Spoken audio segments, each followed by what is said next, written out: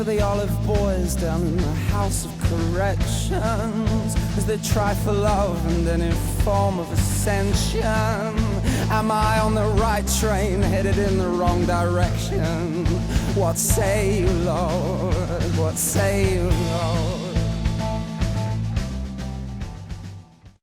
Hello there, ladies and gentlemen. My name is Emily Sophia, for those of you who are new to my corner of the universe, and welcome to my very first ever Breaking Bad review. So we're kicking it off fresh with Season 5, Episode 9, Blood Money. So, spoiler alerts, as we go forward, I will bear all in this review about all the different details and things that happen in the episode. I'm gonna be tripping over my tongue here.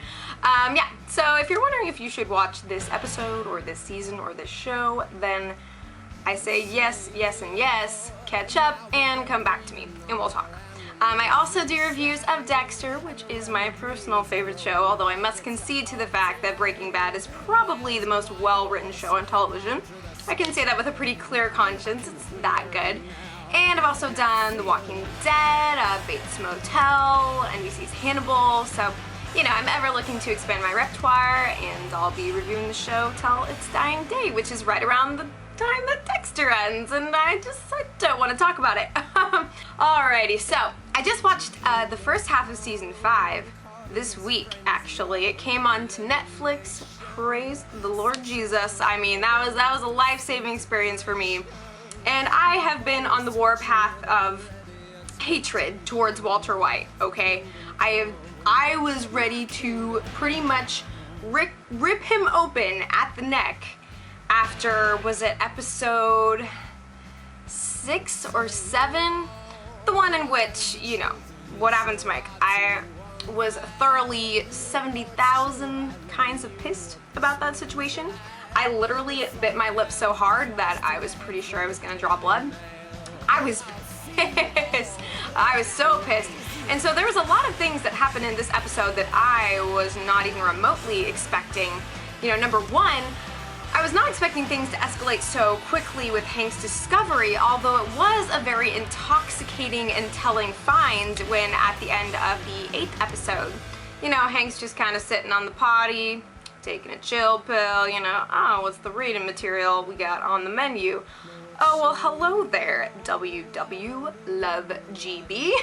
And, you know, so the cogs in his head started turning right away. I mean, I think that the 8th episode of this season should have been called Toilet Epiphanies Part 1.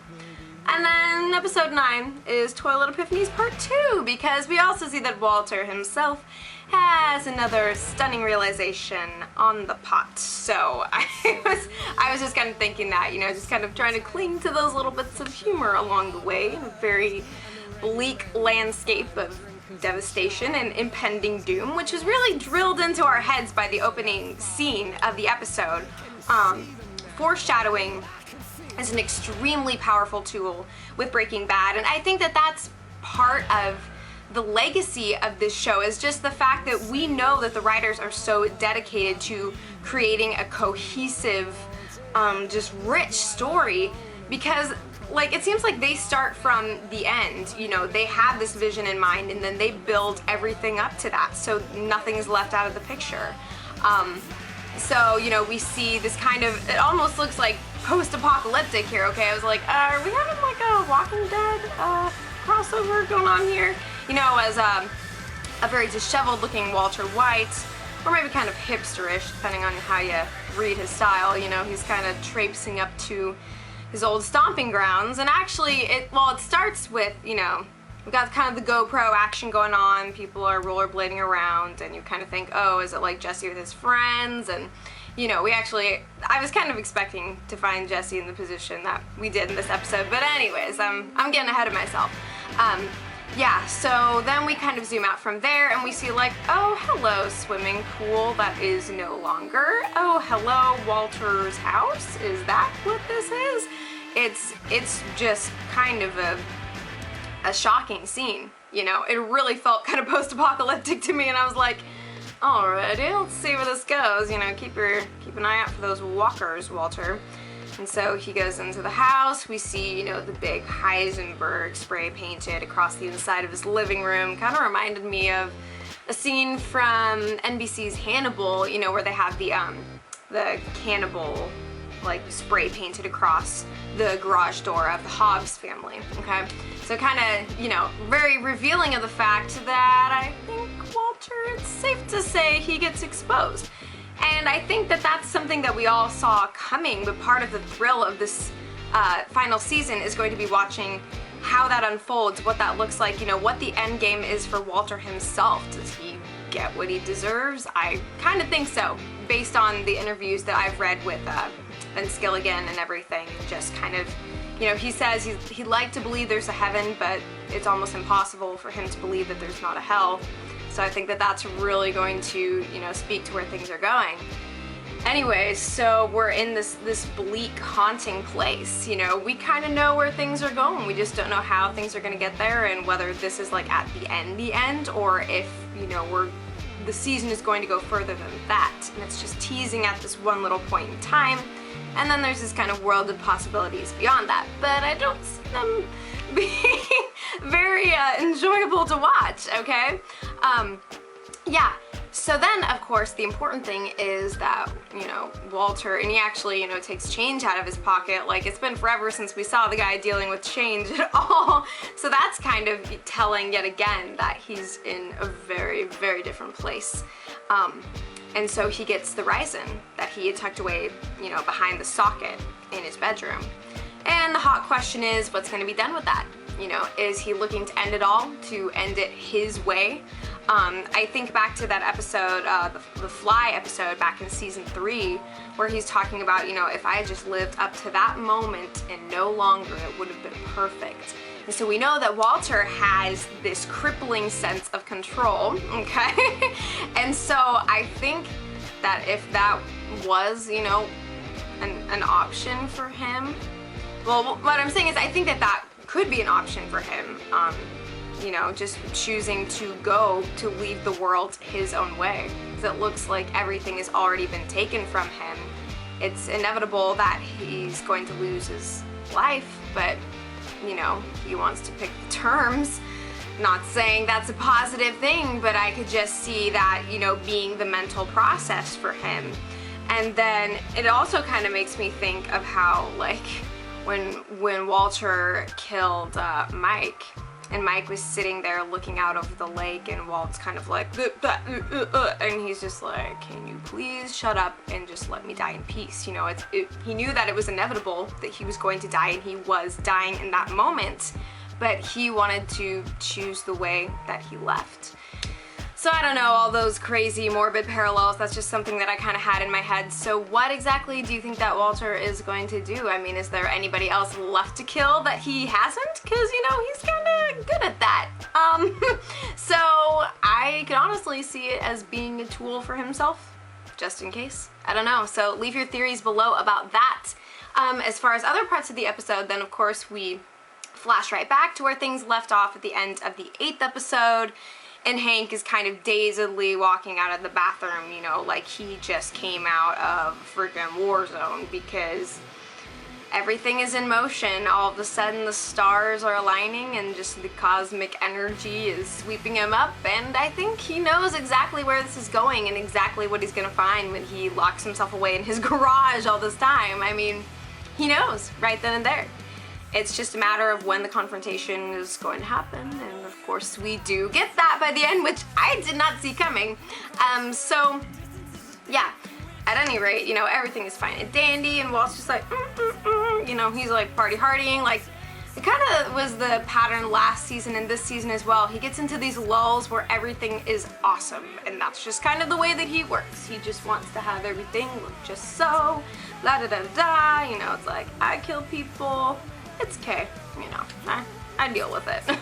And so that kind of his laissez-faire style, and so we've got this cognitive dissonance within us as we watch, you know, Hank is like absolutely raging inside, and, you know, Walt's just kind of doing his happy dance around this whole situation, and, you know, as far as he's concerned, he's just gonna live a decent, normal life, and he is done for now. Been a week clean of his bloody activities.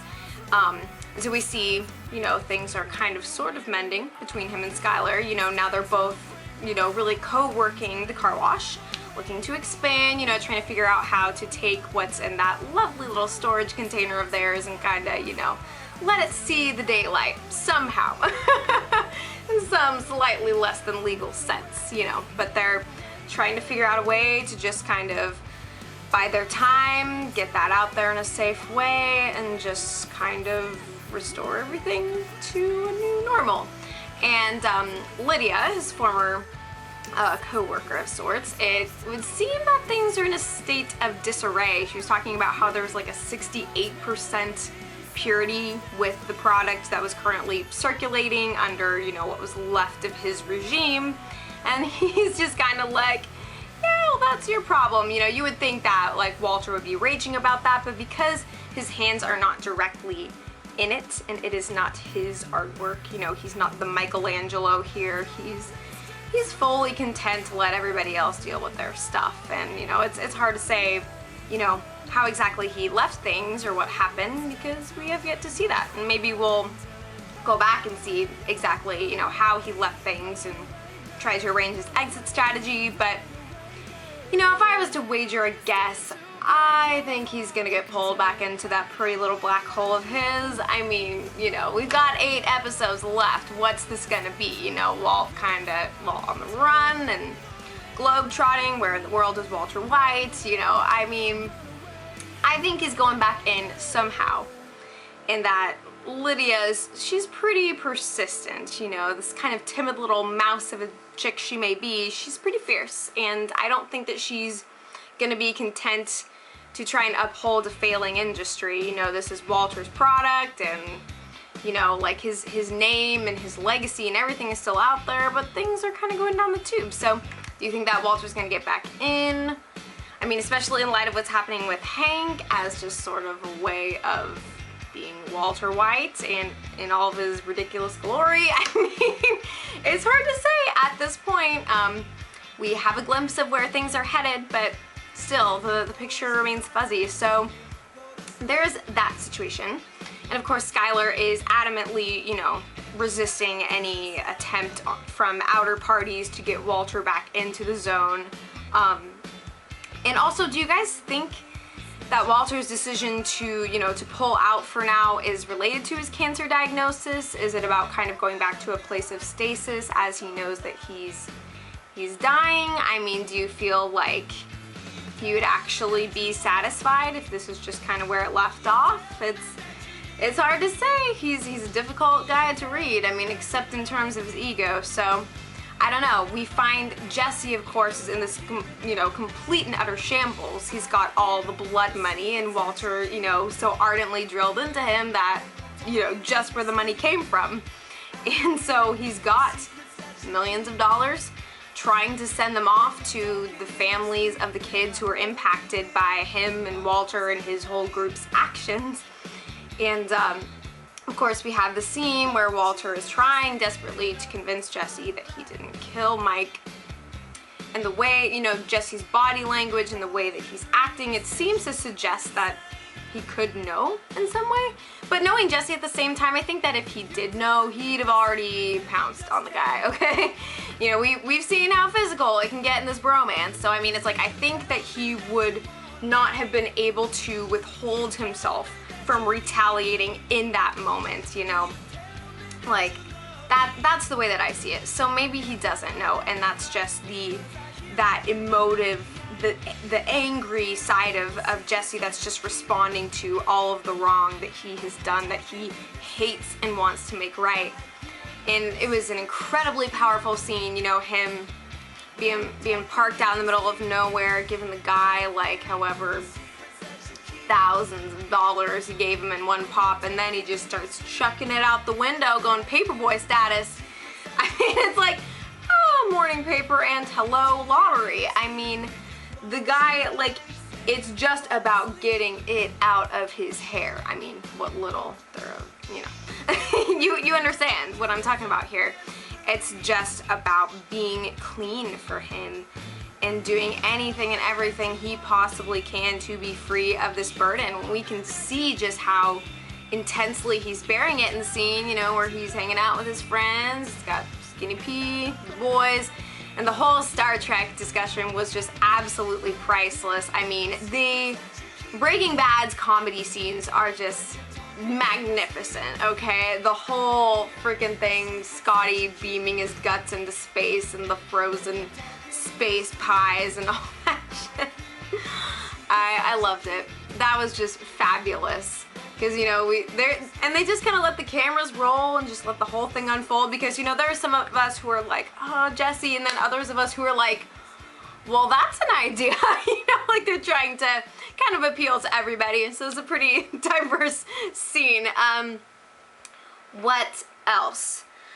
So we got Lydia. Okay, of course, Hank, you know, he is in serious business mode, and he puts all the pieces together in freaking lickety split. That, you know, scene where Walter approaches him about, you know, he finds the tracking device on his car, and it's like, so do you know about this, brother? And then when the garage door shuts behind him, it's just like, game on here, okay? And wow, I was not expecting them to bring it to this point so soon, and that makes me really excited and fascinated about just, you know, the pacing of this, where things are gonna go, and it gives a lot of room for some crazy twists.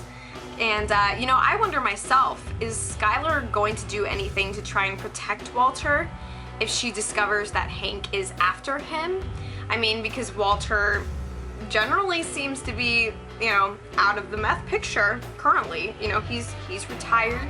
He's tried to, you know, set up his regime to just kind of go its own way and take his hands off. So I mean, it's possible that Skylar could now have enough sympathy to try and help him out, but at the same time, we've seen their pretty spotty history together and just what Walter and Skylar are capable of doing to each other. So what do you guys think is going to become of that situation?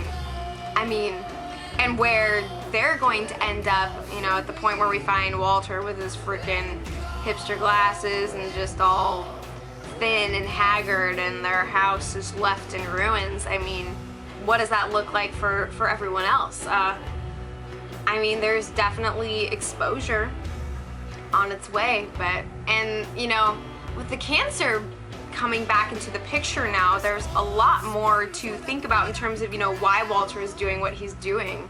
And it's kind of this crazy human psychological study. I mean, we could go on so many levels talking about this stuff, so feel free to leave all of your thoughts and stuff in the comments below, and just where in the halibut do you think that this stuff is going to be going? I mean, those of you who watch Dexter, you know, it's kind of like, it's sort of a situation like Dexter and Dokes, or even Dexter and well, I want to say more, but I mean, I don't know who watches what, watching this, and I don't want to like spoil other shows for you while you're trying to enjoy this. So just, yeah, if you have any thoughts about like any parallels between this show and other shows that I might have seen, then you can just leave them below and we'll talk there.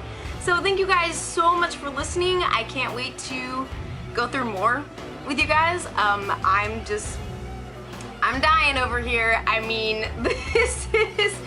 we are moving at the speed of light, and I don't know what to expect.